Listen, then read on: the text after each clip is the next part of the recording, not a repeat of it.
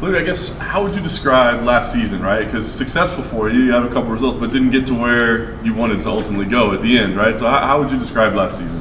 Yeah, I was able to come back. For sure, it was maybe hard not to do the tournament, but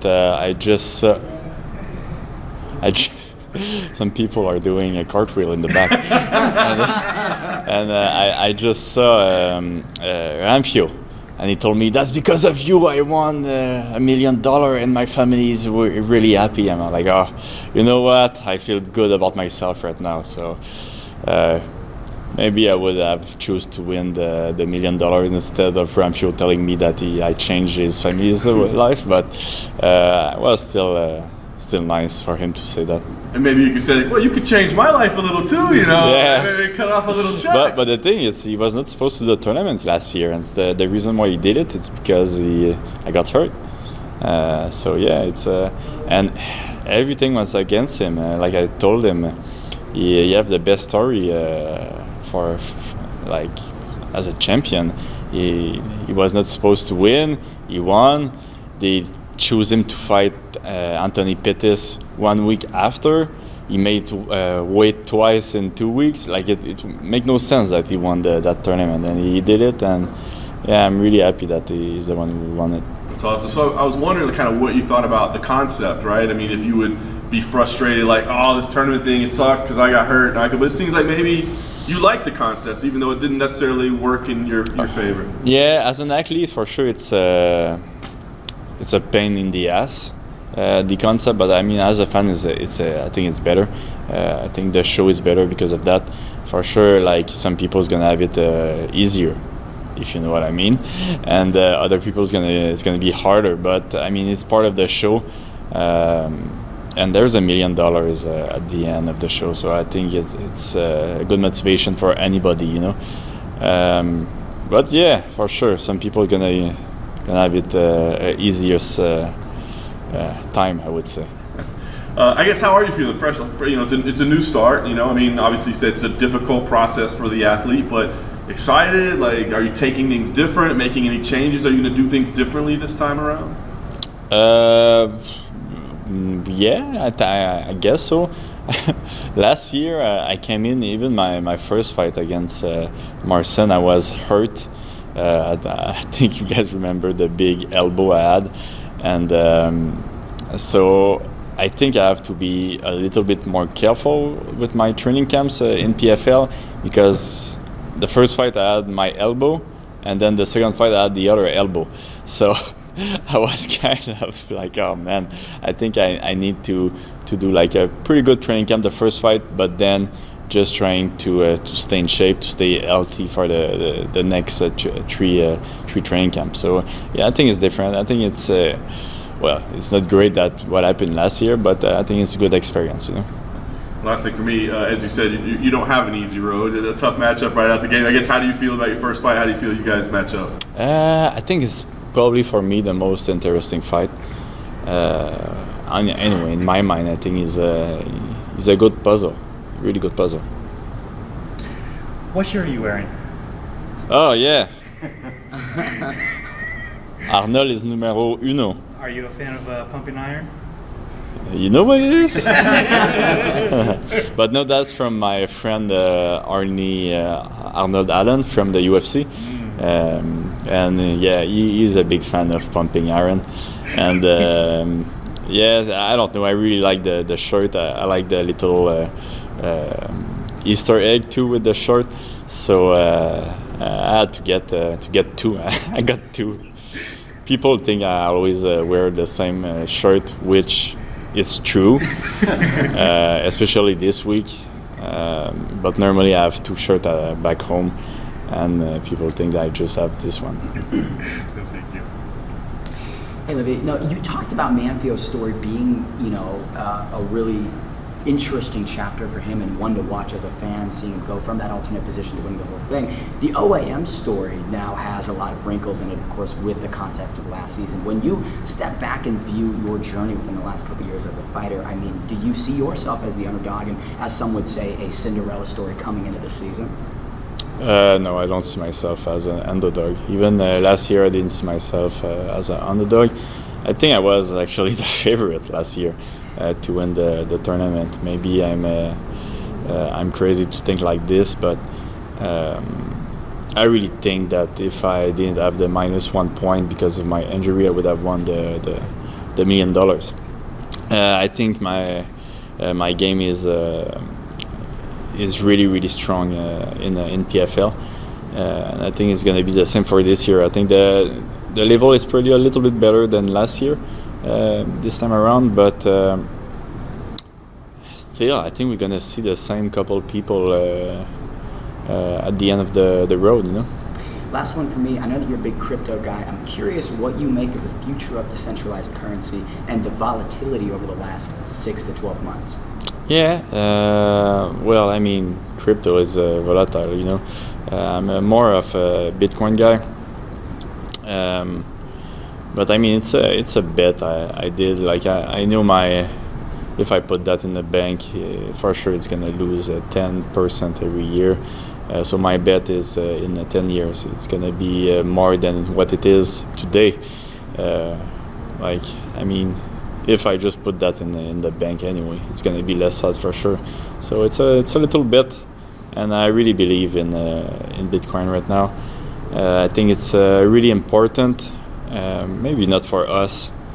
Maybe for us we don't understand how important it is, but some people who are in other countries, they know how important it is, and I think once everybody understands this, it's gonna explode, and this is gonna be the cheval de Troie. How do you say that? The horse, Horse of Troy, the Trojan horse? Yeah, the Trojan horse, exactly. Is that? Yeah. Well done. Yeah. Love it. Thank you, champ. Olivier, still seeking the first finish in the PFL. Is it important for you to put an emphasis on finishing this season? Not more than normally. I mean, for sure, it's cool to have a finish. It's better, but I think the best is the win. So I think I'm always been like a smart fighter, and it's sometimes you have to take risk, and sometimes you have to take another solution. So I think last year I could have taken a little bit more risk. I think especially in the first fight, I feel I could have finished it. But the thing is, I was coming back from 2 losses. I was not willing to risk it. Maybe it's. I think it was a mistake, to be honest. But I could have maybe pushed a little bit more the second and third round. I think I hurt him so much in the first round. I could have done something after that. You fought so many great guys in your career. Just curious, is there someone that stands out as the toughest opponent you fought?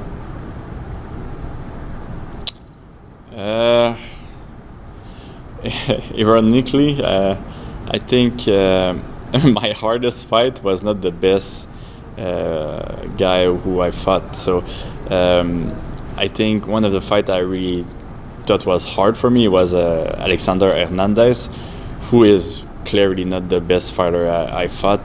But I think I did everything wrong in that fight, in that training camp, that I was almost fucking dying from a heart attack during that fight. But I mean, I fought Arman Tsarukyan, who was really, really good. I think I had a little mistake at the end, which cost me the fight.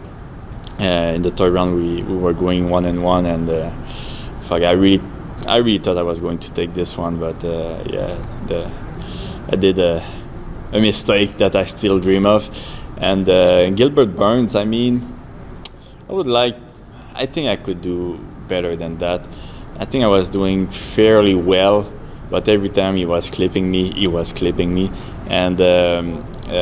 taking me down at will. So I think I could have done a little bit better.